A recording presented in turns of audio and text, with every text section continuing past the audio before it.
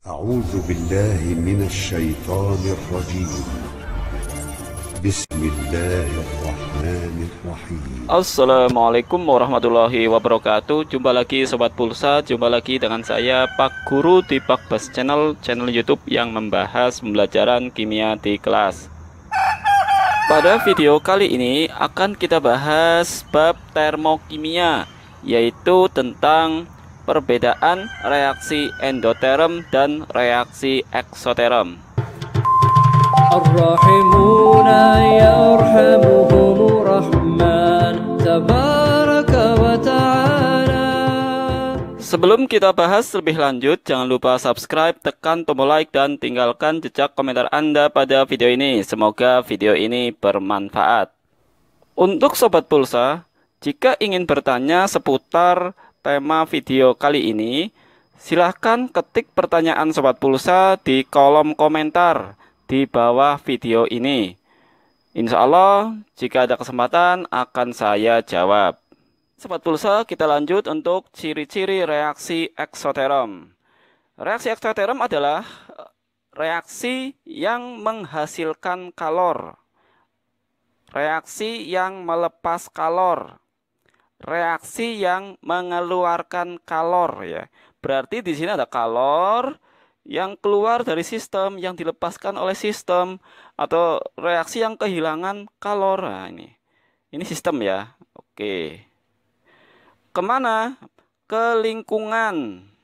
Jadi pengertian selanjutnya adalah ciri khas kedua, bahwa reaksi eksoterm adalah reaksi kimia yang di dalamnya terjadi perpindahan energi, ya, dari sistem ke lingkungan. Untuk ciri khas selanjutnya adalah kalau reaksi endoterm itu suhunya dingin, berarti untuk reaksi eksoterm kebalikannya, yaitu suhu panas, ya. Suhu panas. Oke. Ya. Kita cari contoh untuk dalam kehidupan sehari-hari, ya. Reaksi eksoterm siapa yang menghasilkan panas? Dalam kehidupan sehari-hari, contoh yang paling mudah untuk reaksi eksoterm adalah reaksi pembakaran, ya. Misalkan kalau pembakaran di tubuh makhluk hidup namanya respirasi. Respirasi siapa? Bernafas. Oke. Bernafas fungsinya apa sih? Untuk membakar, berarti reaksi pembakaran, ya, untuk membakar makanan yang ada di tubuh kita, yaitu metabolisme tubuh. Misal, kalau endoterm itu fotosintesis, berarti eksoterm ya kebalikannya. Kebalikan dari fotosintesis apa? Ya, respirasi. Oke.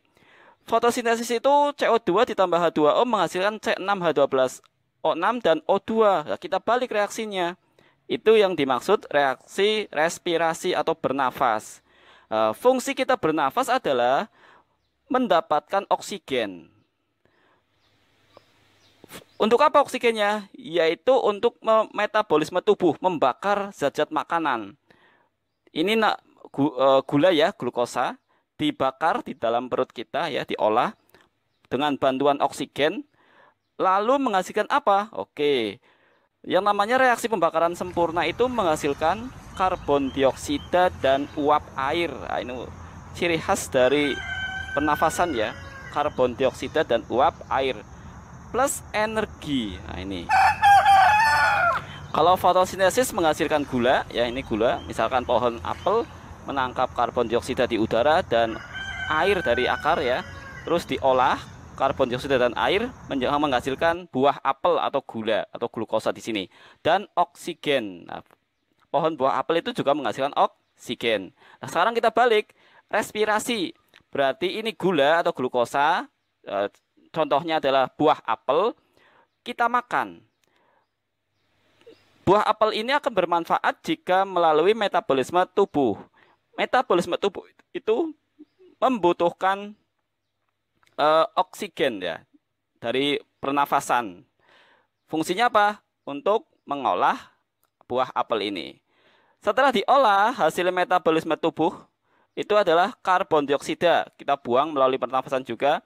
Dan uap air. Saat kita bernafas, itu juga mengandung uap air. Ciri khasnya bagaimana? Jika kalian bernafas di depan kaca, maka kacanya pun akan ikut berair ya. Maksudnya itu ada embun ya. Oke.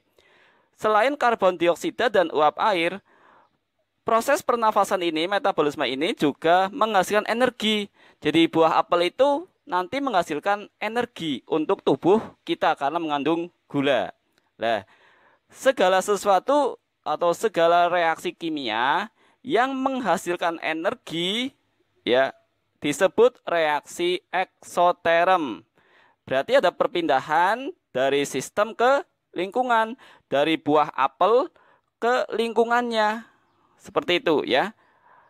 Oke, mungkin buat sobat pulsa, contoh respirasi itu belum menggambarkan suhu panas ya. Oke, kita kasih contoh yang mudah untuk menggambarkan suhu panas, yaitu ketika kalian bermain petasan atau kembang api ya. Yang kembang api yang tadinya dingin, kemudian kita kasih detonator atau pemicunya, kita bakar dengan korek api, maka kembang api itu langsung otomatis menyala panas, percikan api. Nah, itu contoh mudah dari reaksi eksoterm atau menghasilkan panas ya. Membakar kembang api atau membakar kayu dan seterusnya. Itu termasuk contoh reaksi eksoterm. Di praktikum atau percobaan ya, misalkan kalian campur zat A campur zat B ya, yang tadinya suhunya biasa normal, lalu kok terasa panas. Nah, misalkan ya, berarti reaksi kimia yang terjadi saat kalian praktikum adalah reaksi eksoterm. Maka untuk reaksi ini kalian harus lebih berhati-hati. Misalkan reaksi yang menimbulkan panas, reaksi yang menghasilkan ledakan. Nah, itu berarti contoh reaksi eksoterm atau mengeluarkan kalor ya. Makanya harus hati-hati untuk reaksi eksoterm ini. Ciri lain dari reaksi eksoterm yaitu perbandingan suhu. Kalau di sini suhu dingin, suhu panas eksoterm, di sini untuk endoterm suhunya dari 30 menjadi 15 berarti turun. Sekarang untuk eksoterm kebalikan dari ini. Berarti suhu awal itu misalkan ya 30 derajat Celcius, maka akan naik